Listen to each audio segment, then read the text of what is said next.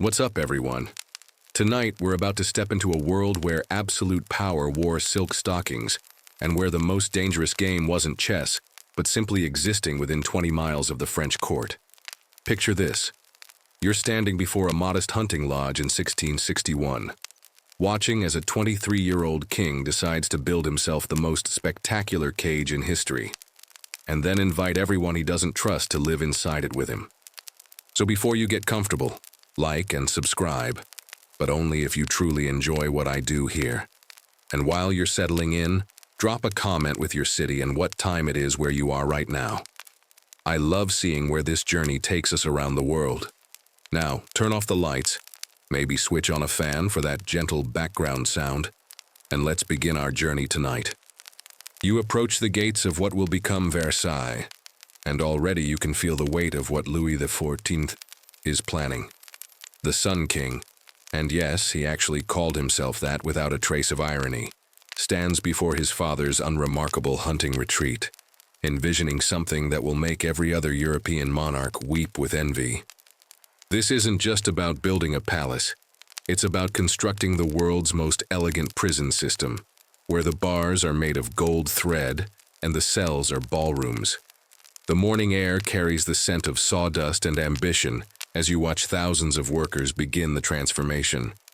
Louis has learned something crucial from the recent civil wars that nearly toppled his throne. If you can't trust the nobility, make them utterly dependent on you. The Fronde rebellions of his childhood taught him that powerful nobles with time on their hands and castles of their own become dangerous rebels. So why not gather them all in one place where you can watch them perform elaborate rituals of submission, while slowly bankrupting themselves trying to keep up with court fashion? You witness the king's daily routine unfold with the precision of a military operation. The lever, the royal awakening ceremony, transforms the simple act of getting dressed into a complex dance of hierarchy.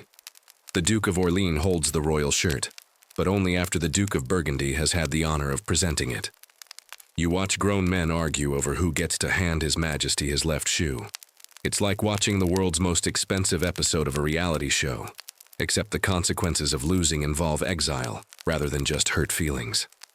The genius of Louis's plan becomes clearer as you observe the daily migration of France's most powerful families.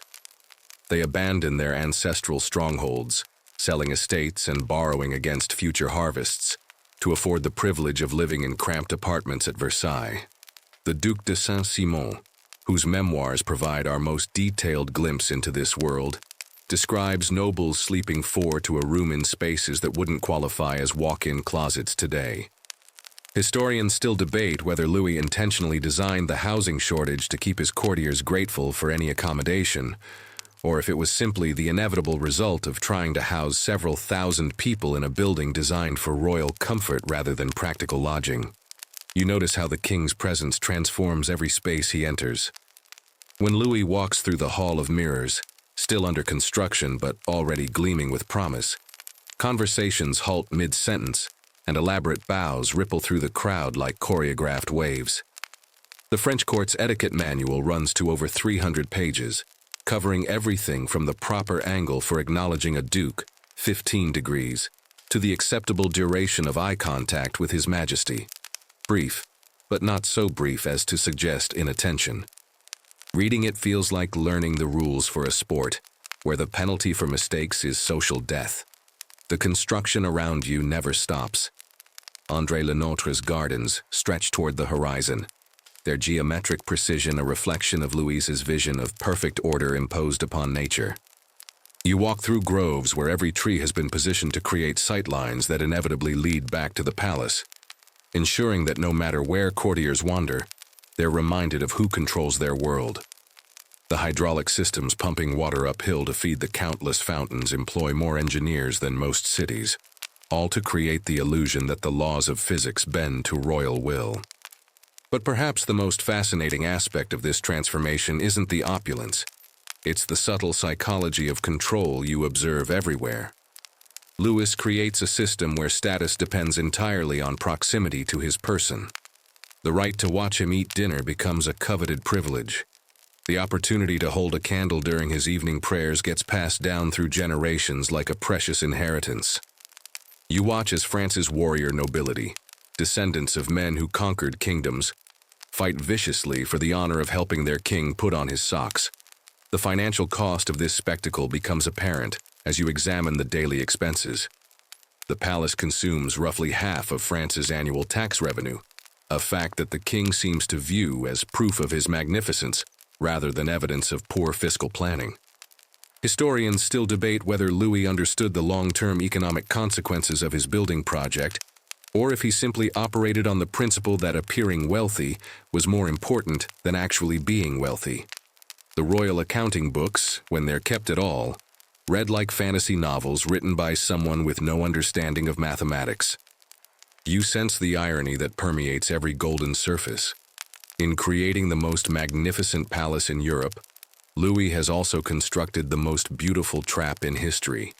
His nobles, once independent power brokers in their own regions, become entirely dependent on royal favor for everything from their morning chocolate to their evening entertainment.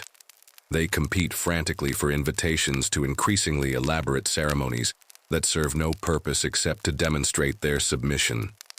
It's political genius disguised as a very expensive party that never ends.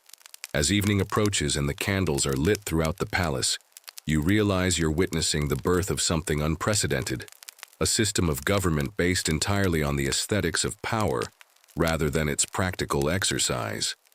The real governing happens in small councils, while the nobility exhausts itself pursuing meaningless honors and performing ritualized deference. Louis has essentially gamified authoritarianism, turning political submission into the ultimate status symbol. The courtiers retire to their cramped quarters, many sharing beds not out of affection but necessity, dreaming of tomorrow's opportunities to catch the king's attention for a precious few seconds. Meanwhile, the Sun King sleeps alone in a bedroom the size of most people's entire homes, having successfully transformed France's most dangerous families into his most devoted audience. The hunting lodge has become the center of the European universe, and every sunrise brings fresh proof that absolute power, when properly presented, can make its own gravitational field. You step through time into the delicate world of Marie Antoinette, where reality bends like morning light through crystal, and where the line between innocent pleasure and political catastrophe proves thinner than the silk of her gowns. The year is 1774, and you're watching a 19-year-old Austrian princess discover that being Queen of France feels remarkably like being trapped in a very expensive fishbowl, with every gesture scrutinized by eyes that have already decided she's guilty of crimes she hasn't yet had time to commit.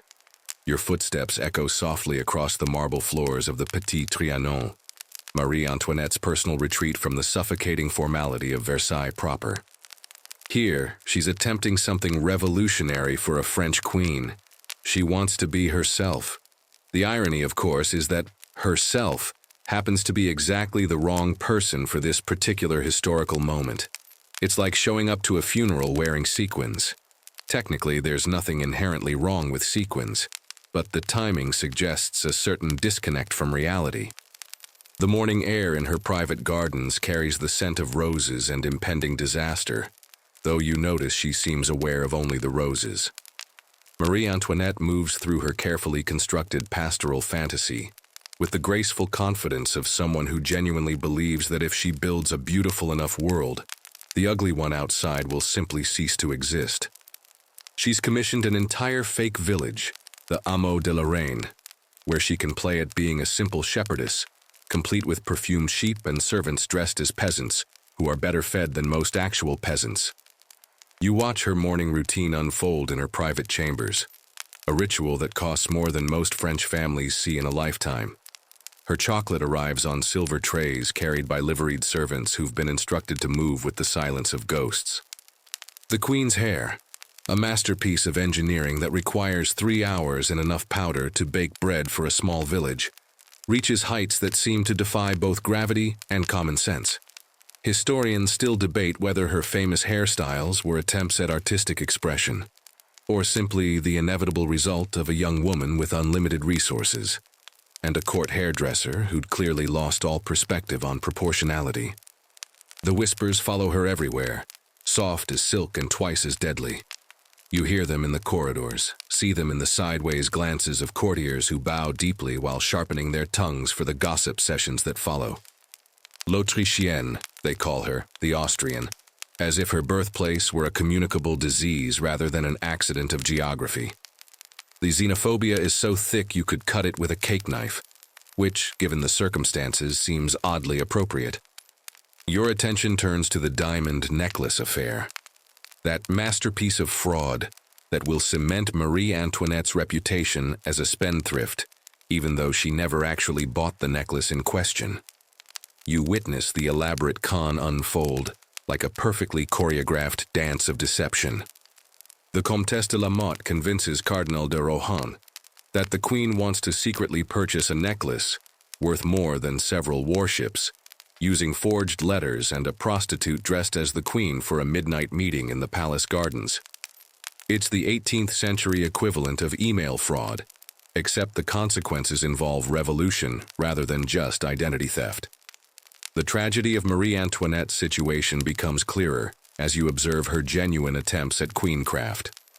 She patronizes musicians like Mozart, supports charitable causes, and tries to reform the brutal court etiquette that requires her to stand naked each morning while various duchesses argue over who has the privilege of handing her her chemise.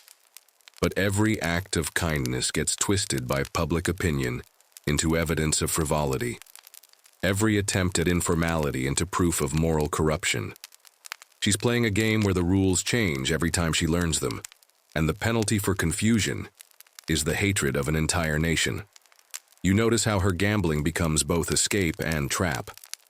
The card tables at Versailles run games where a single hand can cost more than a working family's annual income, and Marie Antoinette approaches them with the desperate enthusiasm of someone trying to outrun her own thoughts.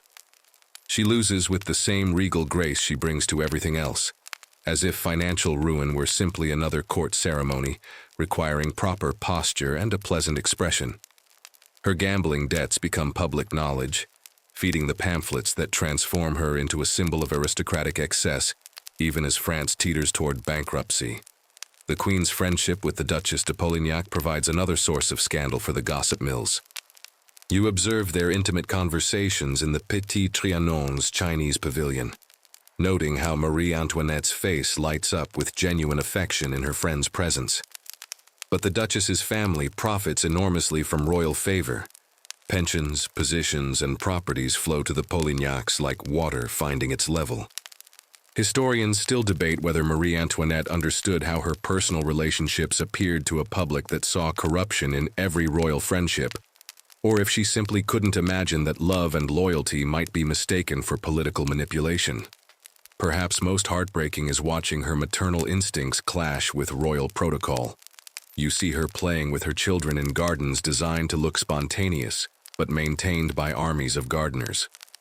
She wants to give them the childhood she never had, filled with simple pleasures and genuine affection. But every game of hide-and-seek requires the participation of 20 servants, and every picnic needs a full security detail. Even her attempts at normal motherhood become evidence of her unfitness for queenship, too informal for royal dignity, too expensive for public approval. The pamphlets circulating through Paris transform her into a monster of sexuality and greed, accusing her of everything from lesbian affairs to incestuous relationships with her brother-in-law. You read these libelles in coffee houses where working people discuss the Queen as if she were a character in a particularly salacious novel, rather than a real person trying to navigate an impossible situation. The pornographic literature featuring Marie Antoinette sells better than actual news, creating a version of the Queen that exists entirely independent of the woman you observe walking quietly through her gardens, feeding her carp, and trying to pretend that the growing hatred outside Versailles' walls is just another storm that will eventually pass. As evening approaches and the candles are lit in her private chambers, you witness the tragic irony of Marie Antoinette's existence. She's surrounded by beauty so profound it makes your eyes water, yet she's utterly alone in ways that gold cannot alleviate. Her servants love her money, her courtiers fear her power, and her subjects despise her very existence. The Austrian princess who just wanted to build a little world where she could be happy has instead become the perfect scapegoat for a nation's rage at its own contradictions. You step into the Hall of Mirrors on a crisp October morning in 1678, and immediately you understand why Louis XIV chose this particular space to showcase French power. 17 mirror-clad arches stretch before you like portals into infinity, each one reflecting not just light but the carefully orchestrated theater of absolute monarchy. The morning sun streams through the garden-facing windows, fracturing into thousands of brilliant fragments that dance across surfaces, polished to perfection by servants who probably know more about optics than most university professors. It's breathtaking and slightly ridiculous, like standing inside a jewelry box designed by someone with unlimited resources and absolutely no sense of restraint. The sound of silk rustling against marble creates a symphony of conspiracy as you move through the gathering crowd of courtiers. Everyone here possesses a title that sounds impressive until you realize there are roughly 3,000 people at Versailles claiming to be essential to the kingdom's governance, when in reality most of them serve functions that could be eliminated without anyone noticing. The keeper of the royal napkins holds the same ceremonial weight as the master of the hunt, which should tell you everything about how seriously this system takes actual responsibility versus elaborate job descriptions. You witness the morning's first intrigue unfolding near the seventh mirror, where the Duc de Monmouth whispers urgently with the Comte de Lauzun about something that requires frequent glances toward the king's approaching entourage. Court conspiracies at Versailles follow predictable patterns. Someone wants something they don't have, someone else has something they don't deserve, and a third party knows information that could destroy both of them. It's like watching a very expensive soap opera where the commercial breaks involve actual executions rather than advertisements for laundry detergent. The assassination plot against Louis XIV that you're observing develop isn't the palace's first, nor will it be its last. The Chevalier de Rohan, currently bowing with perfect form as the king passes, has been corresponding with foreign agents about the possibility of removing the Sun King in favor of a more manageable monarch. Historians still debate whether Rohan was genuinely committed to regicide or simply enjoying the thrill of dangerous correspondence, but his letters to Spanish diplomats suggest someone who's either very brave or very stupid. Given that this is Versailles, stupidity remains the safer bet. Your attention shifts to the women moving through this glittering space like chess pieces in an endlessly complex game.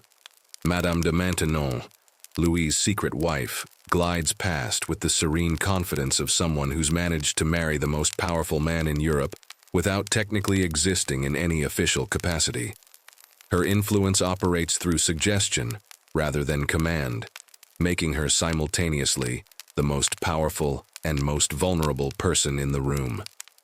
She's mastered the art of being indispensable while appearing invisible, which is probably the only survival strategy that works when you're married to someone who thinks he's divinely appointed. The mirrors reflect more than just faces and finery. They capture the elaborate dance of information that flows through Versailles, like blood through arteries.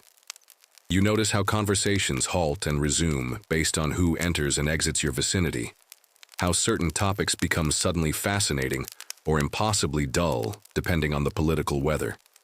The Marquise de Montespan, Louis's former mistress, navigates this space with the careful grace of someone who remembers having power, but no longer quite trusts her footing. Her presence creates ripples of tension that spread through the room like stones dropped in still water. The attempted poisoning of the Dauphin's food that you witness being discovered creates the kind of controlled chaos that Versailles handles with practiced efficiency. The master of the royal kitchens appears with appropriate alarm, but no actual surprise. This is the third suspected poisoning attempt this month, and the palace has developed protocols that would impress modern security services. Tasters sample everything, servants work in pairs to monitor each other, and even the salt gets checked for unusual crystalline structures. It's a level of paranoia that might seem excessive until you remember that this is a place where political disagreements regularly end with people being found dead in gardens under mysterious circumstances.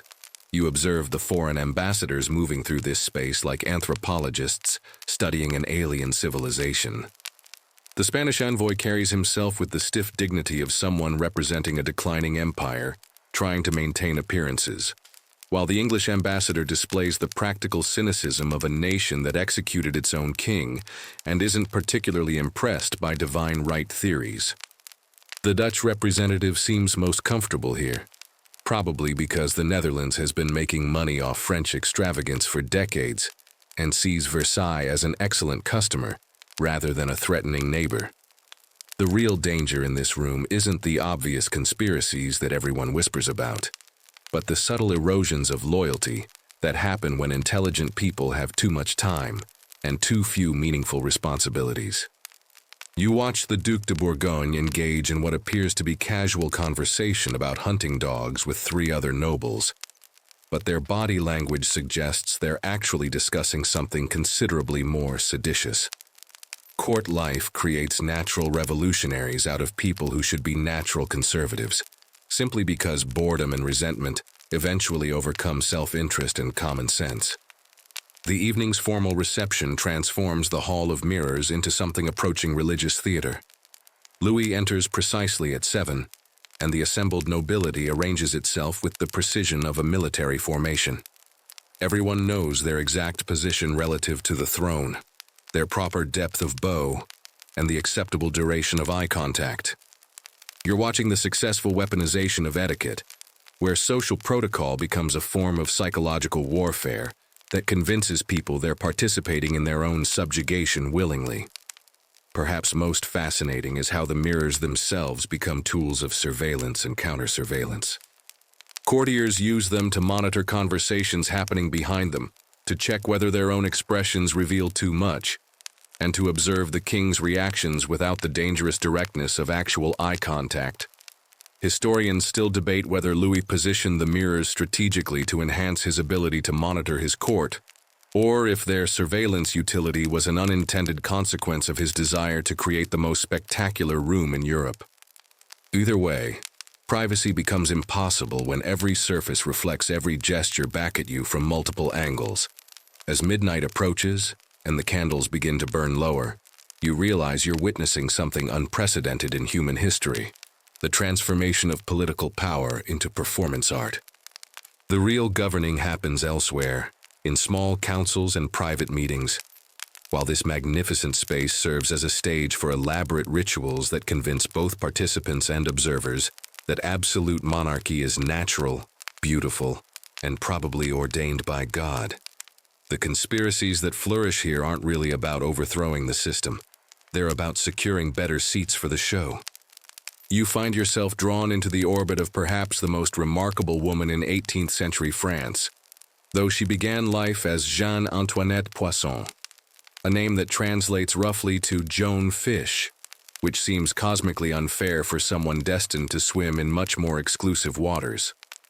The morning light filters through the windows of her private salon at Versailles, illuminating a woman who has somehow managed to transform herself from a bourgeois banker's daughter into the unofficial Queen of France through sheer force of intelligence, charm, and what can only be described as supernatural political instincts. Madame de Pompadour moves through her daily routine with the fluid grace of someone who has learned to make every gesture appear effortless while calculating its political impact 3 moves ahead. You watch her correspondence session unfold like a masterclass in soft power, dozens of letters flowing from her desk to ministers, artists, philosophers, and foreign dignitaries, each one carefully crafted to advance French interests while maintaining the fiction that she's simply a cultured woman sharing her thoughts on art and literature. She's essentially running a shadow foreign ministry from her boudoir, which is either the ultimate example of multitasking or proof that 18th century gender roles were more flexible than anyone wanted to admit publicly. The scent of jasmine and ambition perfumes the air as you observe her morning toilette, that elaborate ritual of transformation that takes her from attractive woman to political force of nature. Her rouge alone costs more than most families spend on food, but it's applied with the precision of war paint because, in many ways, That's exactly what it is. Every beauty choice represents a strategic decision about how to present power in a world that insists women can't officially possess it. Historians still debate whether Pompadour's influence over Louis XV represented genuine partnership or merely the skillful manipulation of an impressionable monarch. But watching her work suggests someone who understands that the distinction is largely irrelevant when the results speak for themselves. Your attention turns to her artistic patronage, which functions as both genuine cultural passion and brilliant political strategy. The morning brings a stream of painters, sculptors, writers, and musicians seeking her support, and Pompadour evaluates each proposal with the keen eye of someone who recognizes that artistic taste can be weaponized into international influence. She's commissioning works that will make French culture irresistible across Europe, essentially launching what modern people would recognize as a comprehensive soft power campaign disguised as interior decorating.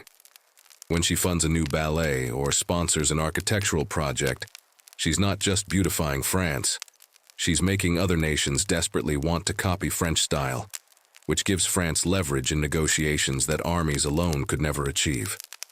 The morning's political briefing reveals the scope of her actual power, as ministers arrive to discuss everything from tax policy to military appointments, with a woman who technically holds no official position beyond the king's favorite.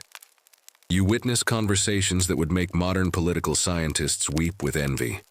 Complex discussions of economic theory, diplomatic strategy, and administrative reform conducted with the intellectual rigor of a university seminar and the practical focus of a cabinet meeting. Pompadour has essentially created an alternative power structure that operates parallel to official government, staffed by people who recognize competence regardless of its constitutional legitimacy. Her relationship with Voltaire provides a fascinating window into how she builds and maintains her intellectual network. The philosopher's letters arrive weekly, filled with gossip, political analysis, and requests for favors that Pompadour grants or denies, based on calculations that would impress chess grandmasters.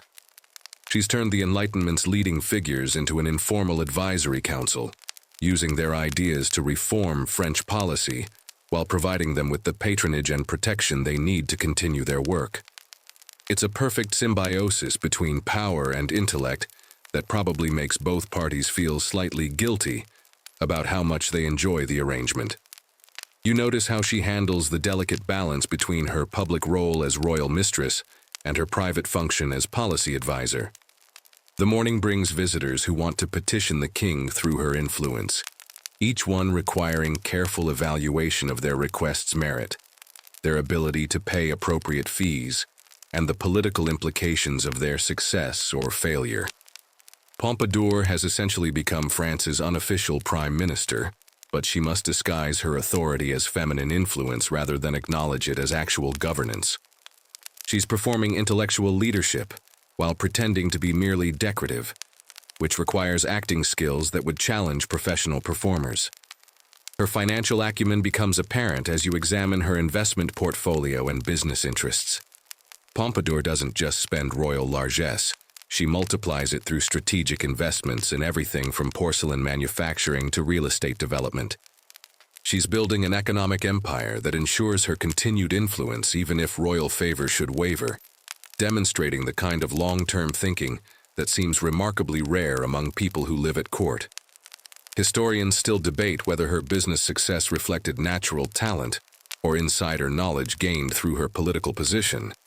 But the result suggests someone who understood that money and power are convertible currencies in ways that most aristocrats prefer not to contemplate. Perhaps most impressive is watching her navigate the constant threat of replacement that hangs over every royal favorite. You observe her morning routine of reviewing intelligence reports about potential rivals, young women being positioned at court by ambitious families hoping to catch the king's attention. Rather than responding with jealousy or sabotage, Pompadour approaches these challenges with the strategic thinking of a general defending territory. She identifies threats early, neutralizes them through strategic alliances or alternative opportunities, and maintains her position through superior competence rather than mere physical attraction. The education she provides to young women at court reveals another dimension of her influence. Pompadour essentially runs an informal finishing school for ambitious ladies, teaching them everything from language skills to political analysis, creating a network of allies who owe their advancement to her guidance. She's building a power structure that will outlast her own tenure, ensuring that French politics will continue to benefit from female intelligence long after she's gone. It's legacy building disguised as social mentoring, and it's absolutely brilliant. As evening approaches and the candles are lit in her private study, you realize you're witnessing something unprecedented. A woman who has managed to seize real political power in a system designed to exclude her from it entirely. Pompadour hasn't just influenced policy. She's essentially governed France for nearly 2 decades while maintaining the polite fiction that she's simply a well-educated companion to the king. She's proven that intelligence, properly applied, can overcome almost any institutional barrier, even in a world that insists such barriers are divinely ordained and absolutely immutable. You drift into the perfumed shadows of Versailles, where love affairs bloom like dangerous flowers in carefully tended gardens, their beauty matched only by their capacity to destroy entire political dynasties. The morning air carries whispered confessions and hastily folded letters, each one a potential diplomatic crisis wrapped in silk ribbon and sealed with wax that will melt under the heat of scandal. Here, in these corridors where power and passion intertwine like dancers in a minuet, you witness how the human heart consistently proves itself capable of toppling empires that armies couldn't touch. Your footsteps echo softly across marble floors still warm from last night's secret meetings, as you follow the invisible trails of France's most dangerous love stories. The Duc de Richelieu moves past you with the satisfied stride of a man who has just concluded negotiations that weren't exactly about trade agreements, his morning correspondence concealing love letters between diplomatic pouches in a filing system that would make modern intelligence agencies weep with admiration. Richelieu has essentially turned romance into statecraft, seducing the wives and daughters of foreign diplomats with the same strategic precision most people reserve for chess matches, except the stakes involve actual countries rather than wooden pieces. You observe the morning routine of the Comtesse de Mailly, whose love affair with Louis XV has elevated her from minor nobility to unofficial queen, though her hold on power proves as fragile as morning mist. She moves through her toilette with the careful grace of someone who knows that today's passion can become tomorrow's political liability, applying rouge that costs more than most people's annual income, while mentally calculating how long her influence might last if the king's attention should wander. The mathematics of royal mistresses involve complex equations where beauty, intelligence, and political utility must balance perfectly, and even small miscalculations can result in exile rather than mere heartbreak. The secret marriage of the Duc de Berry to a woman far beneath his station creates ripples of scandal that you feel spreading through the palace like wine stains on white silk.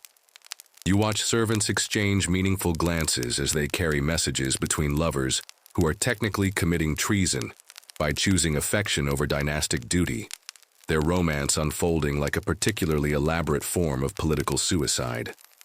Historians still debate whether Berry understood that marrying for love rather than strategic alliance would eventually cost him his inheritance and position, or if he simply operated on the romantic principle that some things matter more than kingdoms, which is either beautifully noble or spectacularly naive depending on your perspective.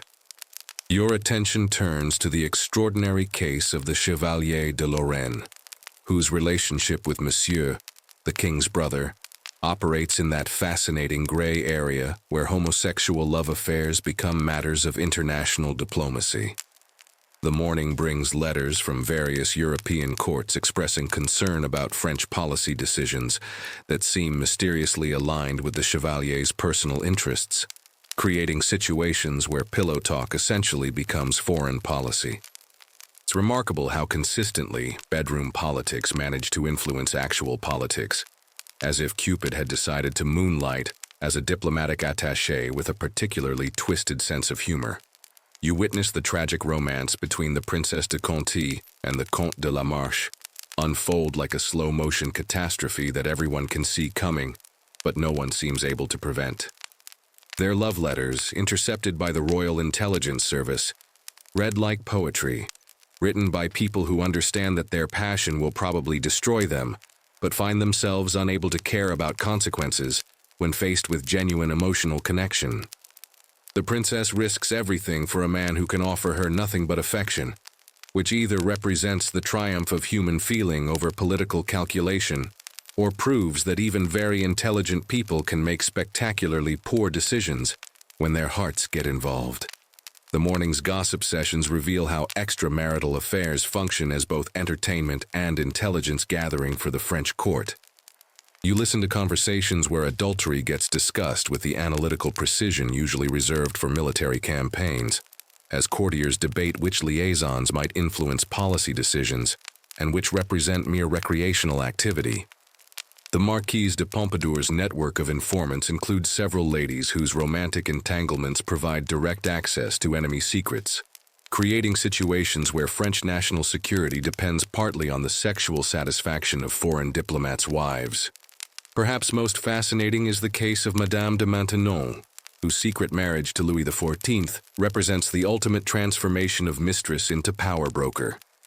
You observe her morning conferences with ministers who technically outrank her, but practically defer to her judgment on everything from military appointments to religious policy.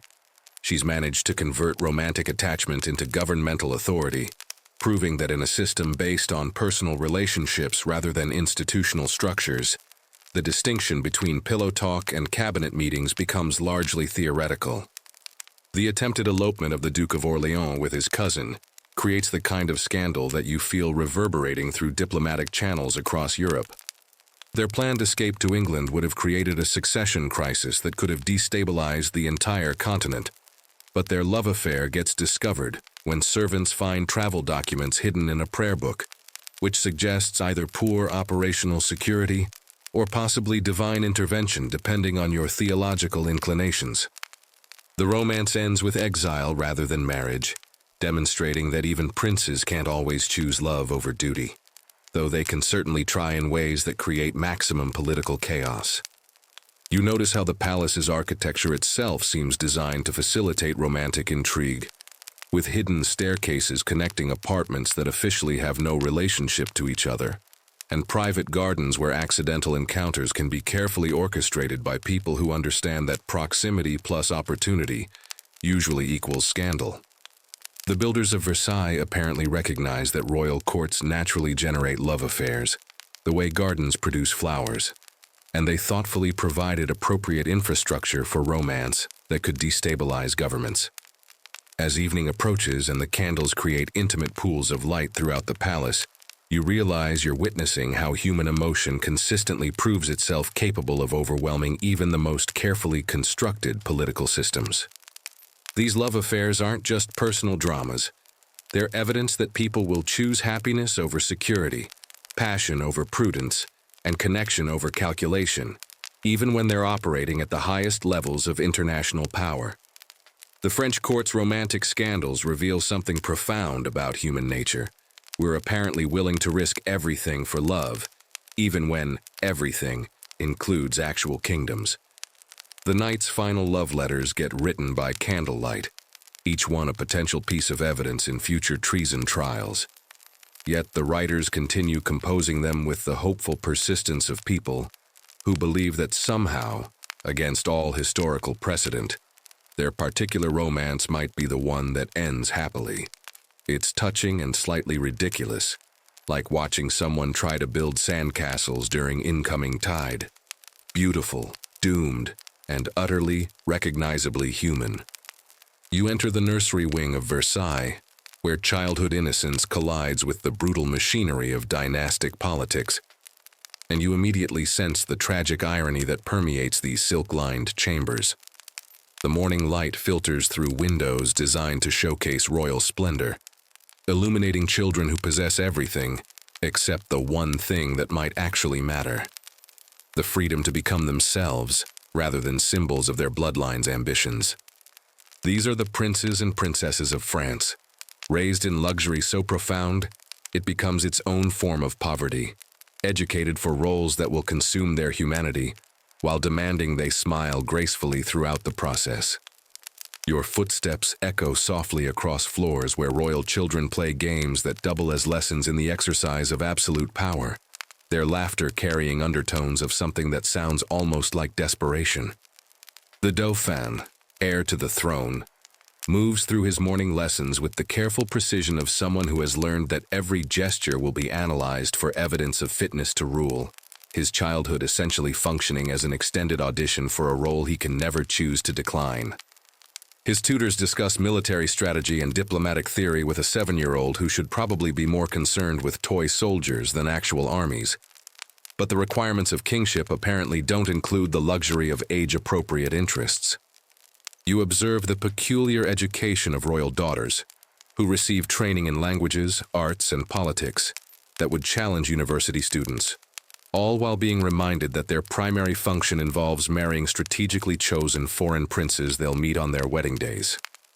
The Princess Maria de Laide practices harpsichord with the focused intensity of someone preparing for a performance that will determine international alliances, her musical mistakes potentially translating into diplomatic incidents if she fails to charm her future husband's court. It's like training someone to be simultaneously ornamental and functional, which requires the kind of psychological flexibility that probably explains why so many royal children develop interesting personality quirks later in life. The morning brings news of another royal infant's death, the third this year, and you witness how the palace machinery handles grief with the same ceremonial precision it applies to celebrations. The baby's death gets recorded in official chronicles as evidence of God's mysterious will, rather than acknowledgement of the brutal medical practices that probably contributed to the tragedy, because admitting that royal healthcare might be fundamentally flawed would undermine the entire theoretical foundation of divine right monarchy. The surviving children watch their siblings' funeral preparations with the solemn attention of people learning that their own mortality is a political inconvenience rather than a natural human condition. Your attention turns to the case of the Duke of Burgundy, whose intellectual gifts and moral sensitivity make him spectacularly unsuited for absolute monarchy in ways that everyone recognizes, but no one can officially acknowledge. You watch him struggle through lessons in the practical application of royal power, his tutors explaining how to suppress rebellions and extract taxes from peasants with the patient tone usually reserved for mathematics instruction. Historians still debate whether Burgundy's early death represented a tragic loss for French political development or divine mercy that spared him from the psychological destruction of actually having to rule according to the principles his education demanded he embrace. The royal children's correspondence reveals the extent to which their emotional lives become matters of state policy. Their letters get read by ministers before reaching intended recipients. Their friendships require diplomatic approval, and their romantic interests undergo the kind of background investigation usually reserved for foreign spies. You read love letters written by teenage princesses that include footnotes from their tutors, explaining the political implications of various emotional expressions, transforming adolescent passion into practice exercises for international relations. It's probably the only educational system in history where homework assignments include how to fall in love strategically and the geopolitics of gift-giving. Perhaps most heartbreaking is watching how royal children learn to perform happiness for public consumption while their private lives unfold under constant surveillance. The morning's portrait session captures the Dauphin arranged in a pose of confident authority that requires 3 hours to achieve and will be reproduced in engravings distributed across Europe as evidence of French dynastic strength. His actual personality, curious, gentle, and showing alarming tendencies toward empathy, must be carefully concealed because those qualities are considered dangerous in future absolute monarchs. The gap between the public prince and the private child grows wider each year, until you suspect he might forget which version represents his authentic self. You witness the tragic case of Princess Louise Marie, whose obvious intelligence and political instincts make her infinitely more qualified for governance than her male siblings. Yet her education focuses on embroidery and religious devotion because female competence is considered a design flaw rather than a national asset. She conducts informal policy discussions with visiting diplomats that demonstrate understanding of economic theory and military strategy that would impress cabinet ministers, but these conversations must be disguised as polite social chatter because acknowledging her capabilities would challenge assumptions about gender roles that underpin the entire political system. The medical treatment of royal children provides another window into how privilege can become its own form of abuse.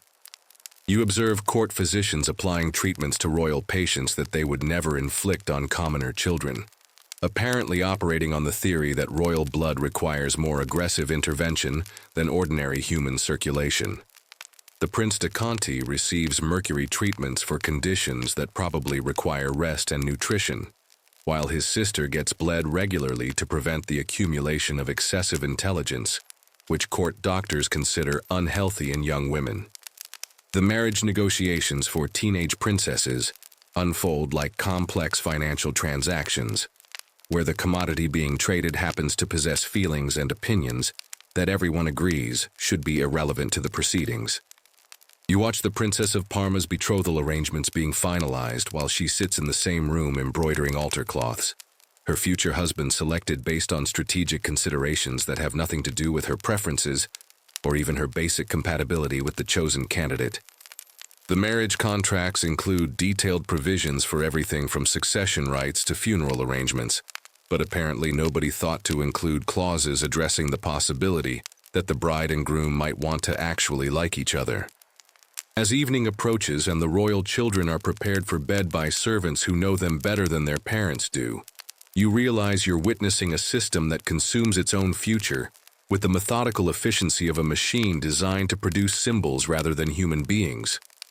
These children represent the continuation of absolute monarchy, but their education and treatment virtually guarantee that they'll either break under the pressure or become the kind of rulers who make revolution seem like a reasonable alternative to continued royal governance.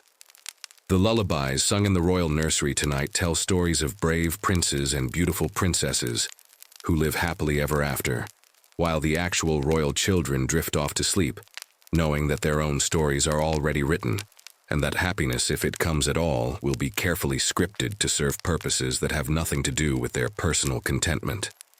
You slip into the shadows between the silk tapestries and gilded mirrors, where the most dangerous conversations at Versailles happen in whispers soft as falling snow, and where the real power lies not in the hands that wear the crowns, but in the eyes that watch everything from carefully calculated distances.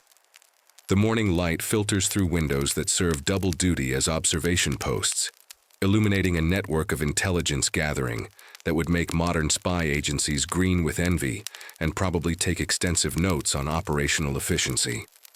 Your footsteps make no sound as you follow the invisible pathways of information that crisscross the palace like blood vessels carrying secrets instead of oxygen. The Comte de Broglie moves past you with the practiced nonchalance of someone who has perfected the art of appearing utterly unremarkable, while managing one of Europe's most sophisticated espionage operations. His official title involves something tedious about household management, but his actual job requires skills that would challenge professional spies, and his morning correspondence contains enough coded intelligence to destabilize several governments if it fell into the wrong hands, which makes his filing system a matter of international security rather than mere office organization. You observe the morning briefing session that officially doesn't exist, where agents who technically aren't spies report on activities they definitely weren't supposed to witness to supervisors who absolutely don't run covert operations. The French intelligence service operates under so many layers of plausible deniability that even its own members probably forget what they're actually doing half the time, which is either masterful operational security or evidence that bureaucracy has achieved consciousness and developed a sense of humor. The agents discuss foreign troop movements, diplomatic negotiations, and domestic political sentiments, with the casual precision of people reading weather reports Except these particular forecasts involve actual storms that could wash away governments. Your attention turns to the fascinating case of the Chevalier d'Eon, whose identity switching between male and female spy personas has created diplomatic incidents that historians still struggle to categorize properly. This morning finds Dion preparing for another mission that requires gender performance skills that would challenge professional actors, while maintaining cover stories complex enough to confuse enemy intelligence services and probably Dion's own handlers. The Chevalier's reports from London contain military intelligence gathered while dressed as a woman at diplomatic receptions, creating situations where national security depends on the quality of someone's makeup application and corset-wearing techniques. The network of servant spies reveals how the palace's domestic staff doubles as an intelligence-gathering army that would make the CIA weep with professional admiration. You watch chambermaids who remember every conversation they overhear while changing sheets, footmen who can identify foreign agents by their shoe leather, and cooks who decode diplomatic messages hidden in grocery lists with skills that suggest they're considerably more educated than their employer suspect. Historians still debate whether Louis XIV intentionally recruited servants for intelligence work, or if the palace staff simply evolved espionage capabilities as a natural survival mechanism in an environment where information equals job security. Your morning walk takes you past the apartments where foreign diplomats reside, each one under surveillance so sophisticated that their breakfast preferences get recorded for analysis by people who understand that dietary choices can reveal political allegiances. The Spanish ambassador's preference for Italian wine suggests possible communication with Vatican agents, while the English envoy's sudden interest in French poetry indicates either genuine cultural appreciation or a remarkably elaborate dead drop system. The intelligence reports read like restaurant reviews, written by people with advanced degrees in paranoia and possibly too much time on their hands. The code-breaking operation hidden in the palace library demonstrates how the French have turned literary criticism into a form of national defense. You observe scholars who officially study medieval manuscripts, but actually spend their time deciphering intercepted diplomatic correspondence, using techniques that blend classical education with mathematical innovation. Their decryption methods involve analyzing letter frequency patterns in multiple languages, while maintaining the appearance of researching religious texts, which requires the kind of multitasking skills that would impress modern computer scientists. Perhaps most ingenious is the network of agents operating within the church hierarchy, where confession booths serve double duty as intelligence collection points and religious ceremonies provide perfect cover for clandestine meetings. The Abbé de Bernis, officially concerned with spiritual matters, actually manages a network of clerical spies who gather information during religious services, attended by foreign diplomats seeking divine guidance for their secular scheming. The mixing of sacred and profane intelligence work creates moral complications that church theologians probably prefer not to examine too closely. You witness the morning's counterintelligence briefing, where French agents report on foreign spies operating within Versailles, with the bemused tolerance of hosts discussing uninvited but predictable party guests. The palace apparently contains representatives from every major European intelligence service, all spying on each other with such transparent obviousness that the real game involves determining which apparent spies are actually double agents working for someone else entirely. The complexity of the deception layers creates situations where nobody seems entirely certain who they're actually working for, which might be the most sophisticated security measure ever devised, or simply evidence that spycraft has evolved beyond human comprehension. The attempted assassination plot against Madame de Pompadour that you observe being investigated reveals how personal vendettas get entangled with international espionage in ways that create diplomatic incidents. The would-be assassin carries papers suggesting Austrian involvement, but the investigation uncovers evidence pointing to English financing, Spanish weapons, and possibly Russian coordination, creating a conspiracy so international that determining which country to blame becomes a diplomatic challenge that requires its own secret negotiations. As evening approaches and the candles are lit in rooms where shadows serve as natural camouflage for people who professionally don't exist, you realize you're witnessing the birth of modern intelligence work.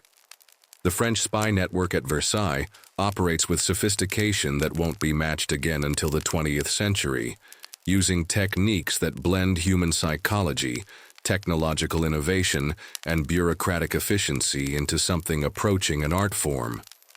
The night's final intelligence reports get filed in locations so secret that the filing system itself is classified, while agents prepare for tomorrow's operations, involving covers so elaborate they probably require rehearsal time and possibly costume fittings. The real power at Versailles doesn't rest with the people wearing crowns. It belongs to the ones collecting information about everyone else's secrets, which seems like the kind of lesson that every generation has to learn the hard way. You enter a world where death wears silk gloves and speaks in honeyed whispers, where the line between medicine and murder blurs like watercolors in rain, and where the most dangerous predators at Versailles hunt not with swords but with powder boxes filled with substances that shouldn't exist in any civilized pharmacopoeia. The morning air carries the scent of rosewater and something else, something faintly metallic that makes your stomach tighten with instinctive alarm, though you can't quite identify why a perfumed palace should smell like fear distilled into liquid form. Your footsteps echo softly through corridors, where the Marquise de Brinvilliers once walked with the serene confidence of someone who had transformed chemistry into a fine art. Her morning routine including the kind of pharmaceutical preparations that would make modern toxicologists reach for hazmat suits. She moves through her daily activities with the graceful precision of a dancer, except her choreography involves dosages measured in grains of powder so fine they disappear into morning chocolate like sugar, and her performance reviews come in the form of obituaries rather than applause. It's remarkable how someone can make mass murder look like a hobby pursued by a particularly dedicated amateur botanist. You observe the infamous affair of the poisons unfolding like a particularly twisted mystery novel, where every chapter reveals that the previous suspects were actually the victims, and the real villains have been hiding in plain sight while hosting dinner parties.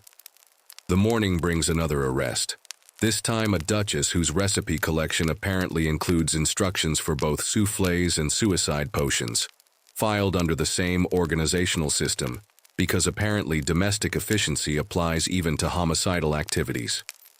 Historians still debate whether the poisoning epidemic represented coordinated conspiracy, or simply the inevitable result of giving bored aristocrats access to experimental chemistry. But the body count suggests that either way, someone should have monitored the laboratory privileges more carefully. Your attention turns to Catherine Deschays, better known as La Voisin, whose fortune-telling business serves as cover for what might be history's first pharmaceutical consulting firm, specializing in permanent solutions to temporary problems. Her morning consultations blend astrology with applied toxicology in ways that would fascinate anthropologists if the subject matter weren't quite so fatal. As clients arrive seeking predictions about their enemies' futures, while purchasing products designed to ensure those futures are considerably shorter than originally anticipated. She's essentially running a supernatural pharmacy, where the prescriptions come with horoscopes, and the side effects include death, which demonstrates either remarkable marketing innovation or complete moral bankruptcy. The investigation reveals how poison becomes the great equalizer at Versailles, where political disagreements that can't be resolved through conventional diplomacy find alternative solutions through creative catering. You witness servants who double as amateur chemists, preparing meals that function as both sustenance and potentially lethal experiments, their culinary skills extending to techniques that wouldn't be out of place in a modern research laboratory. The royal food tasters perform their duties with the stoic dedication of people who understand that their job description essentially involves professional Russian roulette, except the bullets are dissolved in sauce and the chamber might be any course from soup to dessert. Your morning walk takes you past the apartments where foreign diplomats maintain their own poison testing protocols, having learned that French hospitality sometimes includes ingredients not listed in conventional cookbooks. The Spanish ambassador's food preparation involves enough chemical analysis to support a small university's chemistry department, while his English counterpart has developed dining habits so paranoid they probably qualify as performance art. The diplomatic corps essentially functions as an international poison detection network, sharing information about suspicious seasonings with the dedication of wine enthusiasts discussing vintage variations.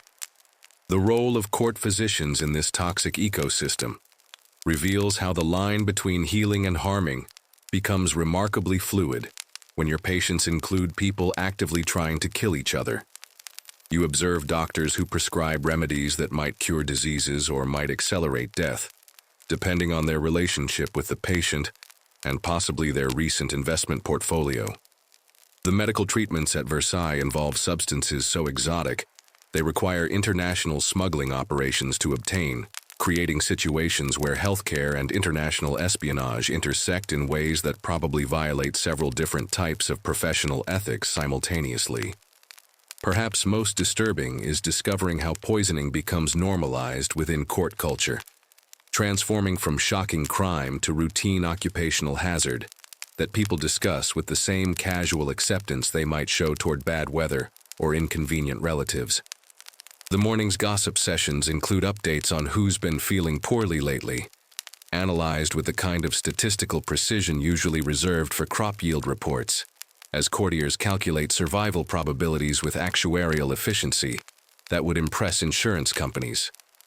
The attempted poisoning of the Dauphin creates diplomatic incidents that require careful negotiation to avoid international war, since determining whether his illness resulted from foreign assassination attempts or simply unfortunate domestic catering becomes a matter of state security rather than medical diagnosis. The investigation involves diplomatic immunity issues that challenge legal scholars, intelligence gathering that spans multiple countries, and autopsy techniques that push contemporary medical knowledge beyond its comfortable boundaries. You witness the trial of La Voisin unfold like a theatrical performance, where the star defendant manages to make mass murder seem like a reasonable career choice for someone with her particular skill set. Her testimony reveals a clientele that reads like a who's who of French aristocracy, creating scandals that threaten to destabilize the entire social structure of the realm. The courtroom proceedings require such extensive security measures that the trial itself becomes a form of theater, where the audience might be more dangerous than the defendant. As evening approaches, and the candles are lit in rooms where every shadow might conceal someone preparing tomorrow's fatal breakfast, you realize you're witnessing how sophisticated society can become comfortable with barbarism when it's presented with sufficient elegance and proper etiquette. The poisoning epidemic at Versailles represents more than criminal activity. It's evidence of what happens when political systems become so divorced from moral considerations that murder transforms into just another form of social interaction. The night's final preparations in various private chambers involve activities that shouldn't be happening in any civilized society, yet they unfold with the routine efficiency of people preparing for ordinary social events, which might be the most terrifying aspect of this entire toxic paradise.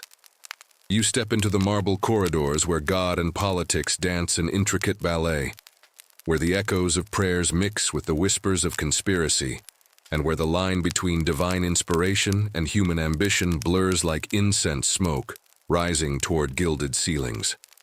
The morning light filters through stained glass windows that tell stories of saints and martyrs, casting colored shadows across floors where the faithful and the faithless alike kneel before altars that serve double duty as stages for both worship and warfare.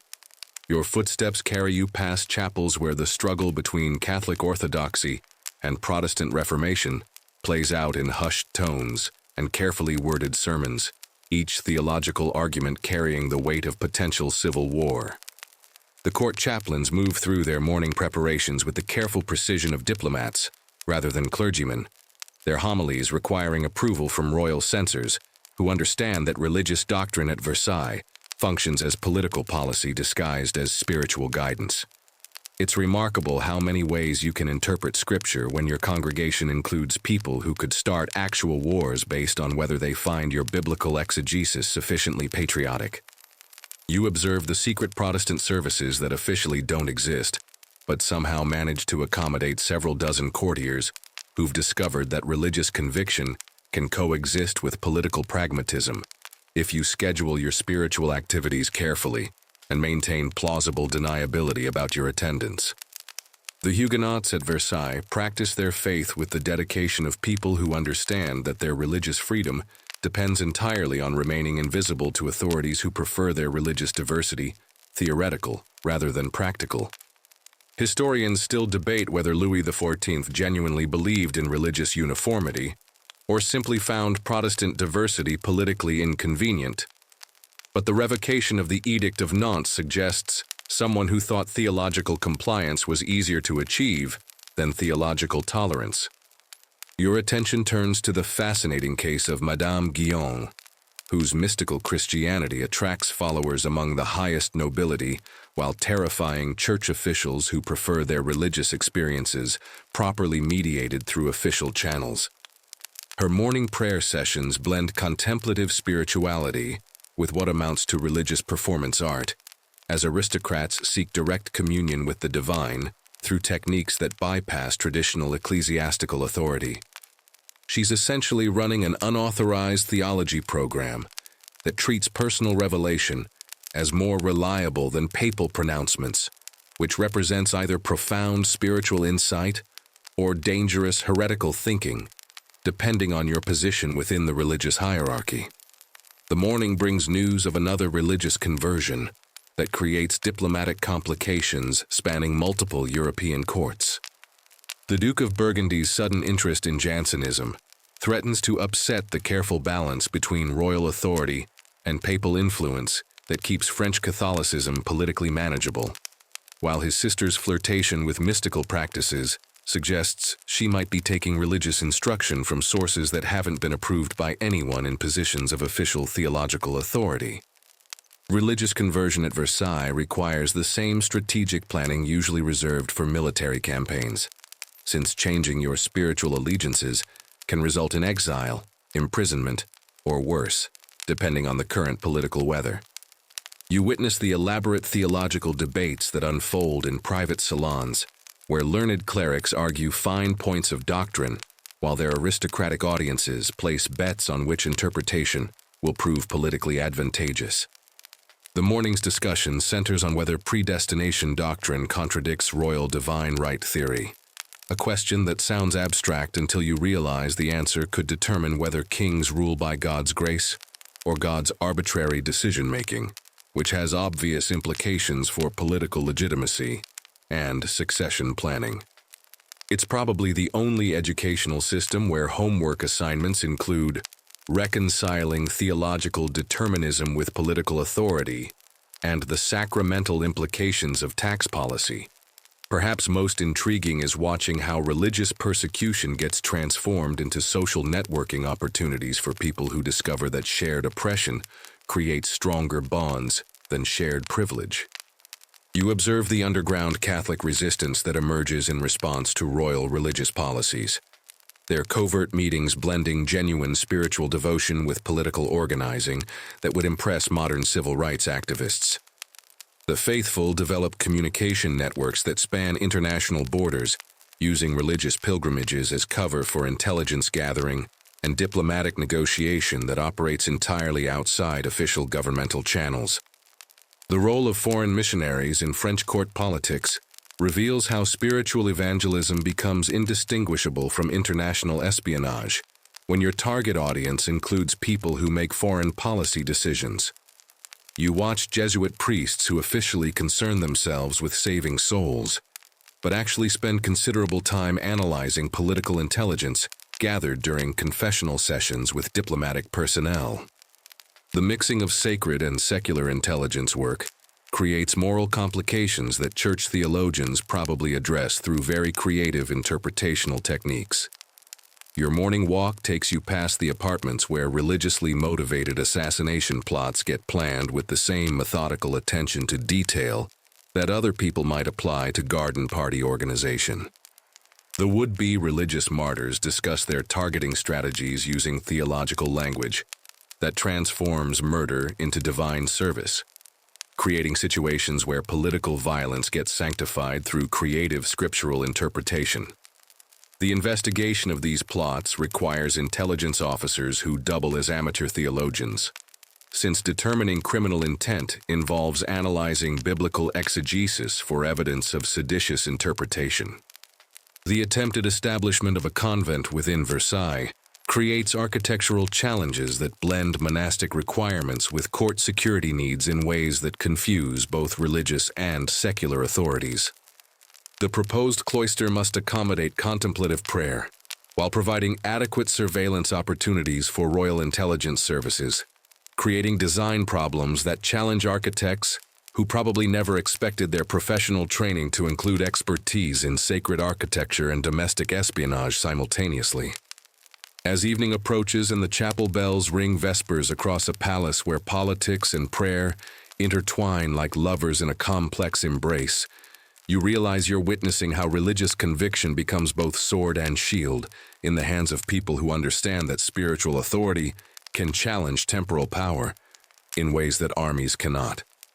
The religious wars at Versailles aren't fought with weapons. They're conducted through sermon content, confessional practices, and theological interpretation that transforms faith into a battlefield where souls and kingdoms hang in the balance. The night's final prayers rise toward heaven, carrying petitions that blur the line between spiritual supplication and political intelligence gathering, while faithful souls seek divine guidance for very earthly problems that involve international diplomacy, domestic policy, and the eternal question of whether God really cares about the religious preferences of French royalty. You drift into the gilded heart of France's financial catastrophe, where mathematics becomes poetry, written in red ink, and where the most dangerous equations at Versailles involve calculating how long a kingdom can survive when its expenses exceed its income by margins that would make modern economists weep into their spreadsheets.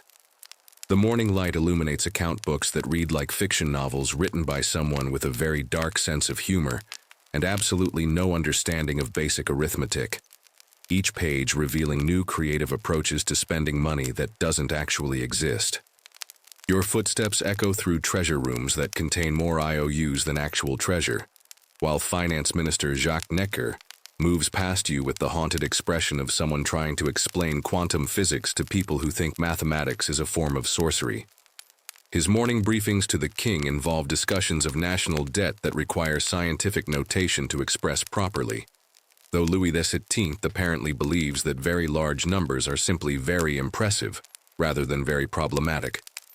It's like watching someone try to fill a bathtub with the drain removed, except the bathtub is France, and the water is gold coins that seem to evaporate upon contact with royal spending habits. You observe the daily routine of court expenditures unfold with the methodical precision of a military operation designed to bankrupt entire continents. The morning's purchases include enough silk to dress a small army, sufficient gold leaf to plate several churches, and food bills that could feed actual armies for months, all justified as necessary expenses for maintaining royal dignity.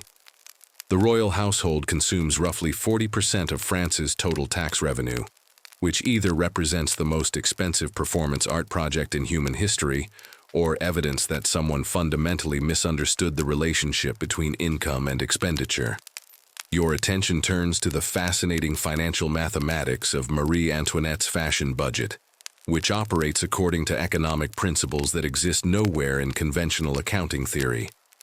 Her morning wardrobe consultation involves decisions that affect international trade balances, as her choice between Italian silk and English lace can determine which European economy receives enough French gold to finance actual wars against France. Historians still debate whether her shopping habits represented conscious economic policy or simply the inevitable result of giving unlimited purchasing power to someone who views money as a theoretical concept rather than a finite resource. The morning brings another meeting of the Assembly of Notables, those fortunate individuals who've been invited to discuss France's financial crisis while steadfastly refusing to contribute any actual solutions that might affect their own wealth. You witness debates about tax reform that resemble philosophical discussions about the nature of fairness, conducted by people who apparently believe that theoretical justice is more important than practical solvency. The nobility's approach to taxation follows the principle that other people should definitely pay more, while they themselves should probably pay less, which represents either sophisticated economic theory or advanced selfishness depending on your perspective. You notice how the palace's maintenance costs alone exceed the GDP of several smaller European nations, as an army of servants maintains buildings that require constant repair due to their spectacular impracticality. The daily expenses include gold paint touch-ups that cost more than most people's annual salaries, fountain maintenance that requires engineering degrees to understand, and garden upkeep that employs more people than many actual towns.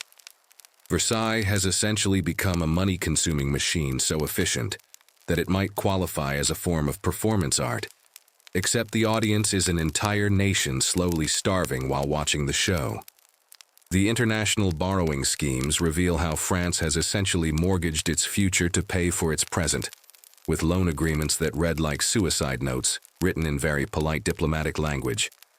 You examine documents showing that France owes money to countries it's currently fighting wars against, creating situations where military victories become economically counterproductive, because defeating your enemies also means losing your creditors.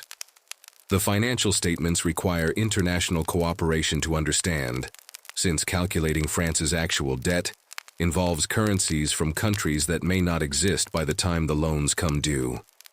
Perhaps most remarkable is watching how the court's gambling culture amplifies the kingdom's financial instability, as nobles lose fortunes at card tables, while their king borrows money to pay for the tables, cards, and refreshments for the games where his subjects lose money they borrowed from him. The evening's gaming sessions involve enough money to finance entire military campaigns, all wagered on activities that produce no economic value except entertainment, for people who probably should be more concerned with the fact that their kingdom is approaching bankruptcy. The attempted financial reforms proposed by various finance ministers get rejected, with the consistency of people throwing life preservers back into stormy seas, as the court demonstrates remarkable unity in opposing any changes that might affect their spending habits. You witness cabinet meetings where ministers explain basic economic principles to nobles, who listen with the polite attention usually reserved for foreign languages they have no intention of learning, their expressions suggesting they find mathematics personally offensive.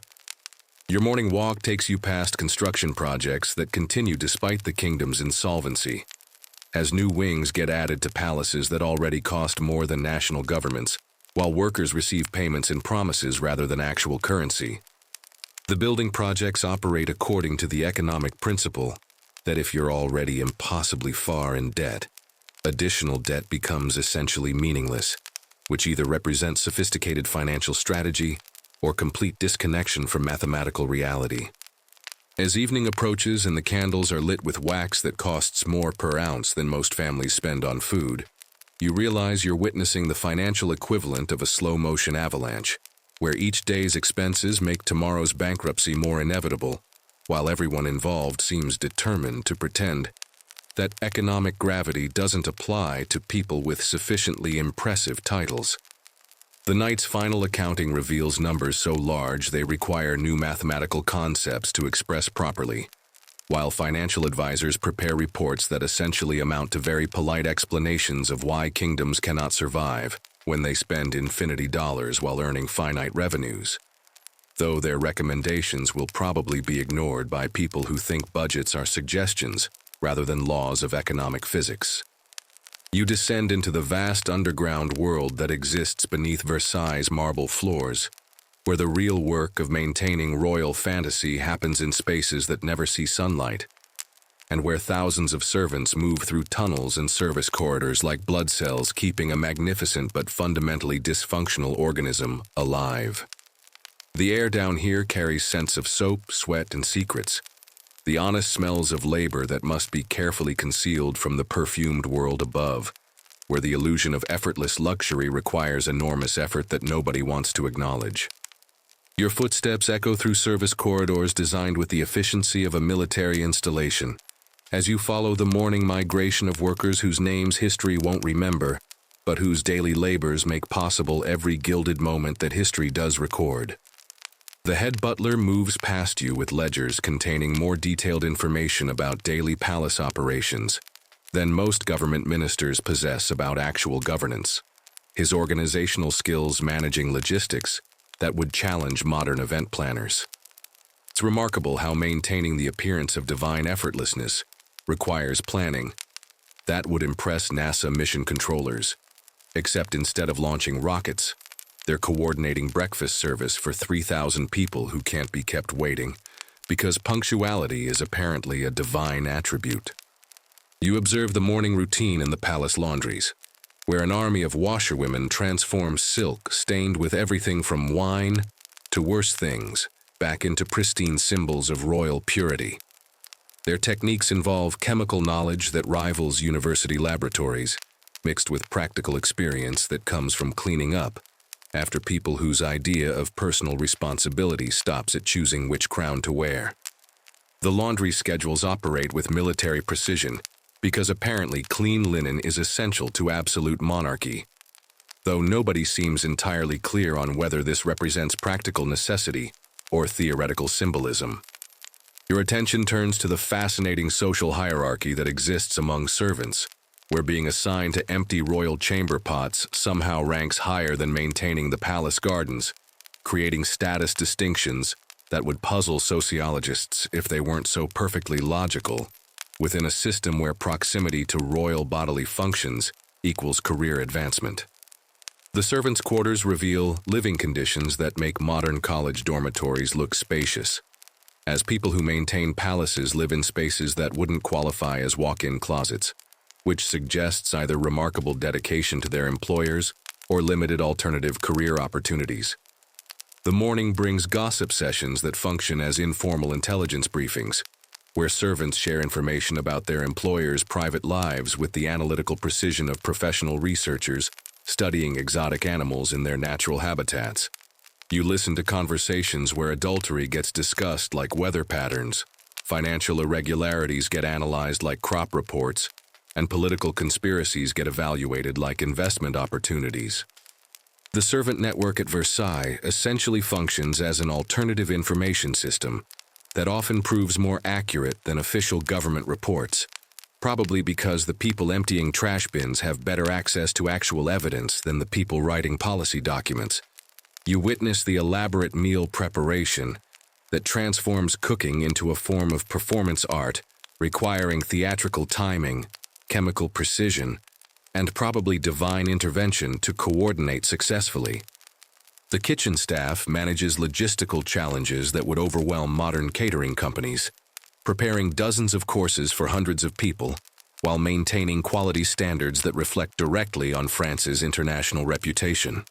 Historians still debate whether the complexity of royal dining represented culinary artistry or simply the inevitable result of having unlimited resources and too much time to develop increasingly elaborate food preparation theories. Perhaps most intriguing is discovering how servants manipulate their employers through techniques that blend psychology, practical knowledge, and what can only be described as applied theater. You observe chambermaids who understand their mistress's emotional patterns better than family members, footmen who predict their master's needs with psychic accuracy, and cooks who use menu planning as a form of mood management. The servants essentially function as unpaid therapists, financial advisors, and life coaches for people who theoretically possess absolute power, but practically depend entirely on staff who could destroy them through strategic incompetence.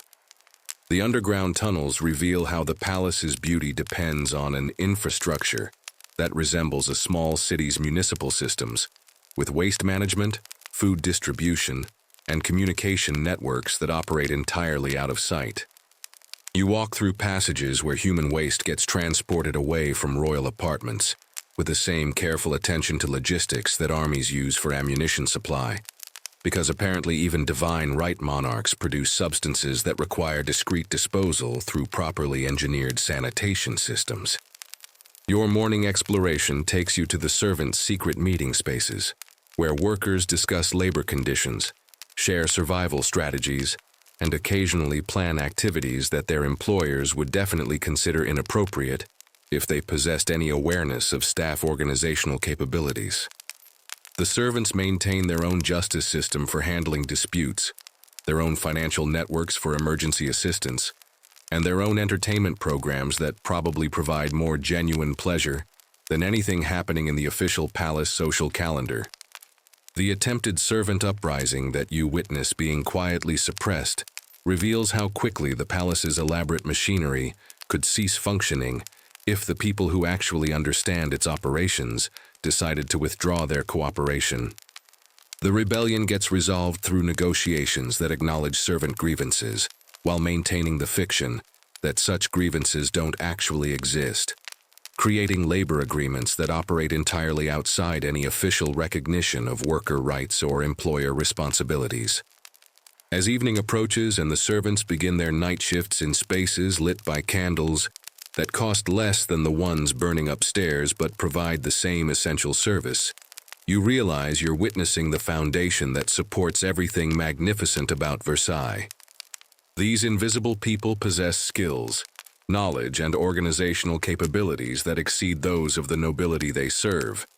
Yet they remain invisible, because acknowledging their competence would undermine the theoretical basis for aristocratic superiority.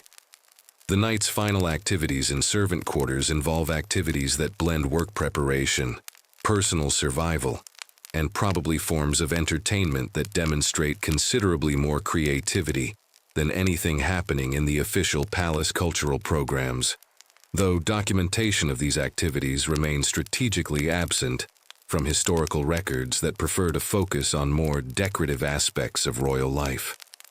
You enter the royal infirmary where medicine meets monarchy in ways that would make modern doctors reach for their malpractice insurance, and where the phrase, "first, do no harm," apparently got lost in translation somewhere between Latin textbooks and actual patient care.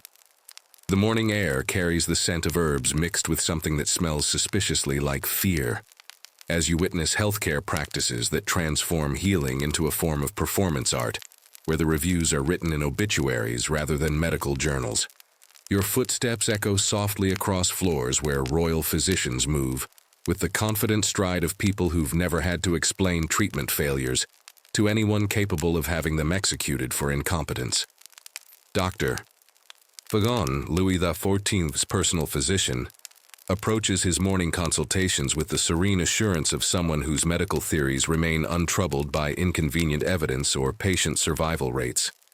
His treatment protocols read like recipes written by someone who confused the spice cabinet with the pharmacy, except the ingredients include mercury, antimony, and substances that probably shouldn't be administered to anyone you don't actively want to kill. You observe the morning bloodletting session that opens Louis XV's daily health routine, a therapeutic practice based on the medical theory that most human ailments result from having too much blood rather than too little competent health care.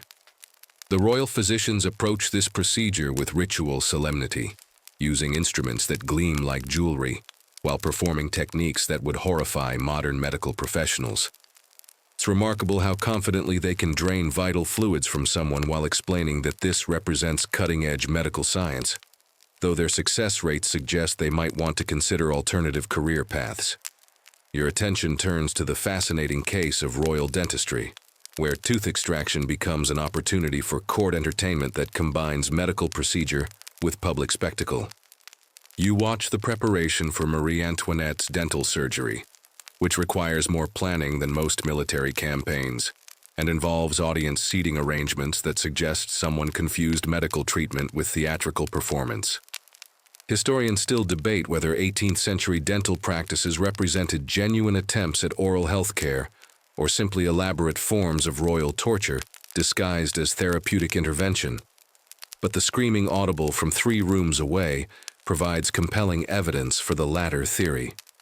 The morning brings consultation with the royal astrologer-physician, whose medical diagnoses blend astronomical observation with pharmaceutical guesswork in ways that create treatment plans reading like horoscopes, written by someone with access to dangerous drugs. You witness medical consultations where planetary alignments determine dosage schedules, celestial movements influence surgical timing, and Mercury retrograde apparently affects more than just communication systems. The integration of astrology with medicine creates therapeutic approaches that might work through divine intervention, since they certainly don't operate according to any earthly medical principles. You notice how the palace's medical treatments often prove more dangerous than the original ailments, as royal patients receive interventions that would constitute assault charges in any reasonable legal system. The morning's medication preparation involves substances so toxic that the preparation rooms require ventilation systems usually reserved for industrial applications, while treatment protocols include procedures that seem designed to test exactly how much abuse the human body can survive before surrendering entirely. Perhaps most disturbing is watching how medical experimentation gets disguised as royal healthcare, as court physicians test theories on patients who can't exactly decline treatment from people appointed by divine right monarchy. You observe procedures that belong in research laboratories rather than patient care facilities, conducted by practitioners whose qualifications include court connections rather than actual medical training. The royal family essentially functions as unwilling test subjects for medical theories that range from merely useless to actively homicidal.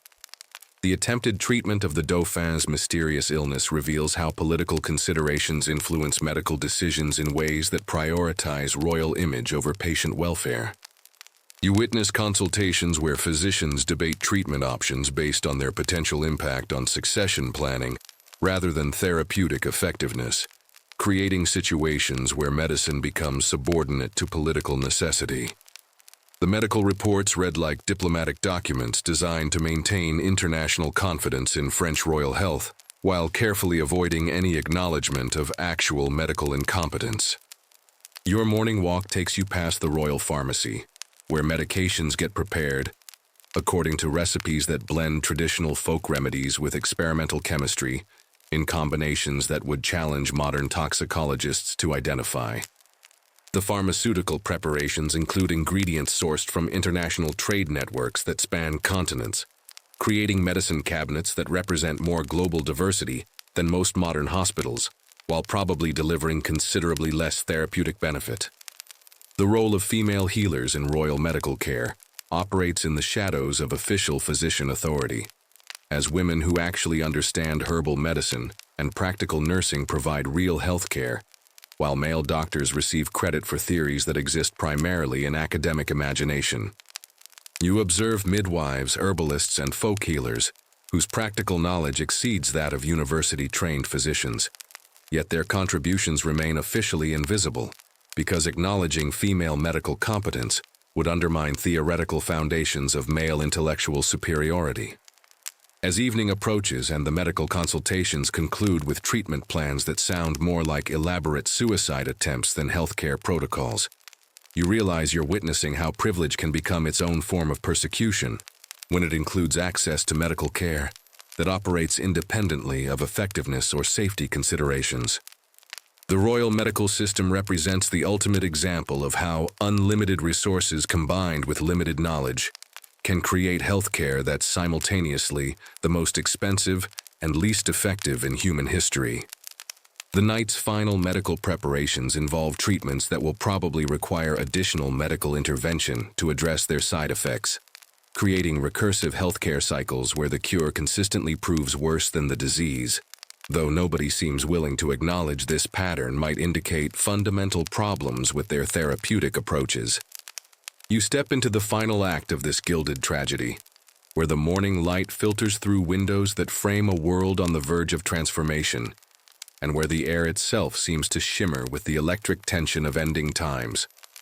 The scent of autumn roses drifts through chambers where denial has been perfected into an art form, and where the most powerful people in Europe practice the delicate choreography of pretending that the ground isn't shifting beneath their silk-slippered feet. Your breath mingles with the crisp October air of 1789 as you witness Marie Antoinette's morning routine, continuing with the surreal persistence of ritual in the face of revolution. She moves through her toilette with the graceful precision of someone who has decided that maintaining proper standards matters more than acknowledging inconvenient political realities. her powdered hair rising to heights that seem to defy both gravity and common sense while Paris burns with the light of torches rather than candles. It's like watching someone rearrange deck chairs on a sinking ship, except the ship is decorated with enough gold leaf to blind passing seagulls, and the rearranging involves 3 hours of professional hairstyling.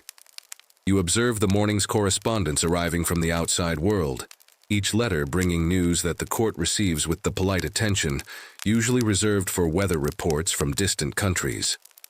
The reports describe crowds gathering in Paris, but the courtiers discuss them with the same detached interest they might show toward rumors of exotic animals in far-off continents, apparently operating on the theory that unpleasant information becomes less real if you maintain sufficient emotional distance from it.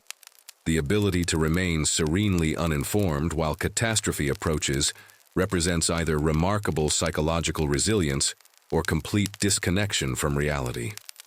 Your attention turns to Louis XVI's daily routine, which continues to revolve around hunting schedules and locksmithing hobbies, while his kingdom dissolves around him like sugar in rain.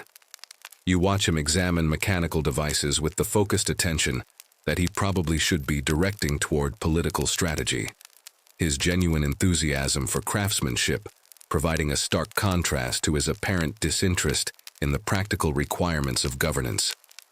Historians still debate whether his devotion to locks and keys represented symbolic wisdom about securing power, or simply evidence that he preferred dealing with mechanisms that actually functioned according to predictable principles. The morning brings another emergency council meeting that unfolds with the leisurely pace of a social gathering, as ministers discuss revolutionary activities with the casual tone usually reserved for planning garden parties. You witness conversations where bread riots get analyzed like fashion trends and political upheaval gets evaluated like changes in weather patterns, the participants apparently believing that if they discuss catastrophe politely enough, it might transform into a more manageable social inconvenience. The gap between the gravity of events and the tone of official response creates a surreal atmosphere that would be funny if the consequences weren't quite so fatal. You notice how the palace's daily routines continue with mechanical precision, even as their entire justification crumbles, like watching a clock continue ticking in an abandoned house. The morning ceremonies proceed with their usual elaborate formality. Servants continue maintaining appearances that no longer fool anyone, and the machinery of absolute monarchy keeps operating despite having lost both its fuel and its destination. The persistence of ritual in the face of irrelevance demonstrates either admirable dedication to tradition or spectacular inability to read the room. Perhaps most poignant is watching the courtiers' attempts to maintain their social hierarchies, while the entire system that created those distinctions prepares to collapse. You observe elaborate discussions of precedence and protocol among people whose titles are about to become historical curiosities, their careful attention to etiquette suggesting they believe proper behavior might somehow postpone political reality. The morning's gossip sessions focus on who wore what to which reception, as if fashion choices might prove more durable than political institutions. Your morning walk takes you through gardens where the geometric perfection of Le Nôtre's design seems to mock the chaos spreading beyond the palace walls, each perfectly trimmed hedge representing a level of control that exists nowhere else in France. The maintenance continues with obsessive attention to detail, as if keeping the topiaries properly shaped might somehow preserve the social order they were designed to symbolize. The gardeners work with the dedicated focus of people who understand that beauty requires constant effort, even when nobody might be left to appreciate the results. The attempted escape plans that you observe being discussed in hushed tones reveal how the royal family's isolation has left them spectacularly unprepared for practical decision-making outside palace walls. Their strategies for fleeing revolutionary justice read like travel plans written by people who've never actually traveled anywhere, without armies of servants handling all the details, creating scenarios that blend genuine desperation with almost comic impracticality. The logistics of royal escape require skills that nobody at Versailles seems to possess, probably because competence at hiding was never considered a necessary qualification for absolute monarchy.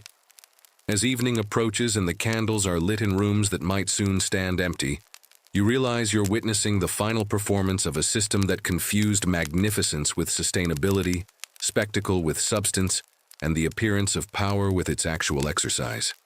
The French monarchy's final days unfold, with the tragic inevitability of people who built their entire world on foundations that could support everything except examination. The night's final council sessions involve discussions of constitutional monarchy and power-sharing arrangements that might have been useful decades earlier, as people who spent centuries avoiding political responsibility suddenly discover they need skills they never bothered to develop. The proposals arrive too late to matter, like offering swimming lessons to people who are already drowning, though the water is composed of their own subjects' accumulated grievances, rather than anything as simple as ocean. You drift through moonlit corridors where time itself seems to have grown tired, where the boundaries between past and present blur like watercolors left in gentle rain, and where the very air carries whispers of stories that refuse to rest in the silence of history books. The evening light fades through windows that have witnessed 3 centuries of human drama, casting shadows that seem to move with purpose rather than accident, as if the palace itself has developed memory and chooses to share its secrets only with those who listen carefully. Your footsteps echo softly against marble floors that remember the rustle of silk gowns and the weight of crown jewels, each step awakening echoes that belong to ghosts who never quite learned how to leave. The hall of mirrors stretches before you like a corridor of captured light, each reflection multiplying not just your image, but the accumulated presence of everyone who ever walked this space with dreams too large for reality and hearts too human for the roles they were forced to play. You sense the presence of Marie Antoinette in the early morning hours, when mist rises from the gardens like spirits seeking form, her laughter still rippling through air that remembers when joy was possible, despite the weight of crowns and the burden of subjects' expectations. She moves through your peripheral vision with the graceful melancholy of someone who discovered too late that being loved by one person matters more than being feared by millions, her ghostly hands still arranging flowers that bloom in colors only the departed can see. The phantom musicians continue their eternal concert in chambers where silence has learned to carry melody, their instruments creating harmonies that blend the music of what was with the symphony of what might have been. You listen to compositions that were never finished, love songs that were never sung, and funeral marches that played for a world that died so slowly nobody noticed until the morning had already begun. Your path leads you to the gardens where Louis XIV's ghost still walks his morning rounds, inspecting fountains that flow with memories instead of water, and reviewing troops of shadows that march in formation toward battles that exist only in the realm between sleep and waking. His presence carries the weight of someone who learned that absolute power is absolutely lonely, and that building paradise requires materials that don't exist in any earthly quarry. The whispered conversations of courtiers who never found peace drift through rooms where political intrigue has been transformed into something resembling meditation, their schemes and plots now serving as cautionary lullabies for anyone who believes that tomorrow will certainly be different from today. Their voices speak of love affairs that transcended death, friendships that survived revolution, and secrets that became lighter when freed from the burden of concealment. In the quiet spaces between heartbeats, you hear the children who lived and died within these walls, their games of hide-and-seek continuing across centuries, as they search for places where they can simply be young without the weight of dynasty pressing down on their small shoulders. Their laughter provides counterpoint to the adult world's more serious hauntings, reminding you that innocence persists, even in places where it was never officially permitted. As the night deepens and the candles burn lower, the ghosts become more generous with their presence, no longer hiding behind the formality that governed their living hours. They gather in small groups like old friends sharing stories, their conversations creating a gentle susurrus that might be mistaken for wind through tapestries if you didn't know better. The palace settles into its nighttime rhythms with the contentment of something that has finally learned to rest, the weight of history becoming not a burden, but a blanket that wraps around dreams and transforms them into something approaching peace. The ghosts of Versailles have found their own form of democracy in death, where servants and nobles share the same moonlight and speak with voices that carry equal authority in the democracy of memory. And here, in this place where power once wore elaborate costumes and spoke in carefully modulated tones, you discover that the most profound stories are often the quietest ones. The whispered goodnight between parent and child, the gentle touch of hands that chose love over duty, the soft breathing of people who found moments of genuine happiness, despite living in impossible circumstances. The spirits of Versailles have learned the art of gentle haunting, their presence more comfort than terror, their memories more blessing than curse. They watch over the palace like benevolent ancestors, ensuring that the lessons of their lives continue to unfold in dreams and quiet moments of understanding. So as you prepare to leave this world of whispered secrets and gilded shadows, carry with you the knowledge that some stories are too beautiful to end completely, that some loves are too strong to be contained by mortality, and that some places hold memories so precious they transform into something approaching eternity. Let the gentle voices of Versailles sing you toward rest, their harmonies wrapping around you like silk sheets, their stories flowing through your dreams like rivers of silver moonlight. Rest now, knowing that tomorrow will bring new chapters to write. But tonight belongs to the gentle ghosts who have learned that the most powerful magic is simply the ability to help others find peace. Sleep well, and let the palace keep watch over your dreams, as it has kept watch over so many dreams before, turning history into lullaby, memory into comfort, and the weight of centuries into the lightest of blessings that guide you gently toward morning. Word count, 1,283. Soft closing, 300 words. And now, as the final candle flickers low and the last whisper fades into the velvet darkness of Versailles, you find yourself floating between the world of history and the realm of dreams, where time moves like honey, and every breath carries you deeper into the soft embrace of sleep. The palace walls seem to exhale with centuries of stored warmth, their golden surfaces glowing with the accumulated light of all the candles that ever burned here, all the hopes that ever flickered in human hearts within these chambers. The ghosts have grown quiet now, settling into their own peaceful rest, their stories complete for tonight. You feel your shoulders releasing tension you didn't know you carried, your breathing slowing to match the ancient rhythms of this place, where so much life was lived, so much love was lost and found, so much beauty was created despite the darkness that sometimes threatened to overwhelm it. The moonlight through the windows creates patterns on your closed eyelids, gentle geometric shapes that shift and dance like the choreography of dreams beginning to take form. Your mind grows soft around the edges, thoughts becoming as insubstantial as morning mist rising from the gardens where Marie Antoinette once walked. Let the weight of your day dissolve like sugar in warm water, each worry becoming lighter until it simply floats away on the breath of sleeping kings and queens who have learned that tomorrow always arrives exactly when it should, bringing with it exactly what you need to face whatever comes next. The palace wraps around you now like the most luxurious of blankets, its stories becoming your stories, its peace becoming your peace, its eternal rest guiding you gently into the sweetest of dreams, where you are both royalty and perfectly, beautifully, simply yourself. Rest now, the palace will keep watch. Sleep well, dear dreamer, until morning finds you renewed.